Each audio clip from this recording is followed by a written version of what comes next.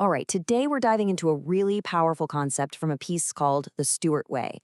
It's all about a phase of life that comes after all the striving and the scorekeeping is finally done. The author calls it living after the ledger is closed. And it all kicks off with this idea.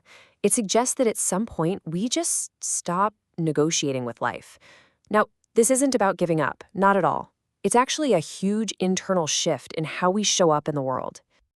So, to really get what a closed ledger is, we first have to talk about its opposite, the open ledger. This is described as a life of constant accounting. And you know what? For most of us, this is just our default setting. So, what is this ledger we're talking about? Well, it's definitely not about money. Think of it more like a moral and emotional balance sheet. It's this private, unwritten tally we all keep of what we gave, what we held back, the times we stepped up when it was tough, and the times we kind of looked away when it really mattered. We all have one. And when that ledger is open, life just feels restless. You're constantly replaying the past, trying to make deals with the future, maybe even borrowing emotionally against some good deed you promise you'll do later. It's this weird mix of hope and anxiety, right? And it's all driven by this belief that you can somehow argue your way into a better outcome. Okay, but here's the thing. You're not stuck there forever. A shift can happen.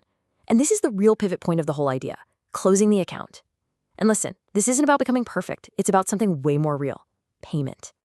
This is so crucial. The ledger only closes one way, through honest payment. Not perfection, payment. So what does that mean? It means showing up when you don't feel like it. It means keeping your word when nobody's checking.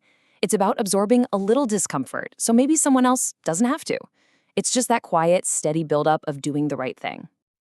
And the change you feel inside, it's like night and day. With an open ledger, things are always emotionally charged. Every little setback feels like a personal attack, and your nervous system is just on. But once that ledger is closed, the tension just dissolves. You're still acting, but it's fueled by responsibility, not that constant buzzing anxiety. It just feels right, like alignment. So what's on the other side? What does this new reality actually feel like? Well, it leads to what the author calls the steward's mindset, which is a totally new way of being in the world. Now, this next part is absolutely crucial to understand. A steward takes on responsibility without ownership. What on earth does that mean? Well, responsibility ties your sense of self to your actions, the things you actually do. Ownership, though, ties your identity to the outcome, the result. So a steward focuses on doing their part, on tending to what's in front of them without getting emotionally wrecked by results they ultimately can't control. And that really gets to the core of what drives a steward. It's not a transaction. As the author puts it, doing good was never a transaction. It was an obligation freely accepted. You act from a place of integrity, not because you're expecting to get something in return. So this is a great point for a little self-reflection, right? The book encourages us to ask ourselves this exact question. What am I still claiming? Where in my life am I still holding on to this idea that the world or other people or just life itself owes me something? You know, I get it. Hearing all this, you might be thinking it sounds a lot like being burnt out or just numb. But the author makes a really important distinction here. This isn't weakness. It's a much quieter kind of strength. It's about peace, not numbness. And this difference is so important. Numbness is when you stop feeling. It's a defense mechanism, a withdrawal from everything. But peace? Peace is the absence of inner conflict. It actually lets you engage more deeply with life, just without all that internal chaos and turbulence.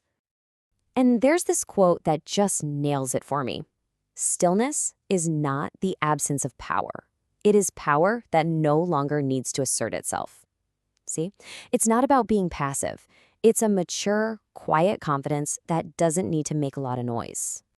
Okay, so from this individual mindset, the idea then kind of zooms out to look at the bigger picture, at your legacy. And this leads to something called the living return, which is described as a harvest you won't even see. So this living return, it's not about getting something back for all your hard work. It's about continuation. It's about passing the torch, transmitting your values, your posture, your resilience to the next generation. The real reward isn't something you get. It's seeing your core principles live on in other people. So how does this actually get passed down? Well, it's not about big speeches or life lessons. It's about what was modeled day in and day out. It's in how you handled pressure, how you absorbed failure. It's in the attitudes and actions that just became normal in your world. It's all about the example you set, not the instructions you gave. And all of this leads to one final, really profound shift in how you see everything. The main question driving your life stops being, what do I want? Instead, it transforms into something else entirely. Am I being used well? And that question, that really captures the entire philosophy of stewardship. It's the move from just thinking about yourself to thinking about your service to something bigger. What a powerful thought to leave you with.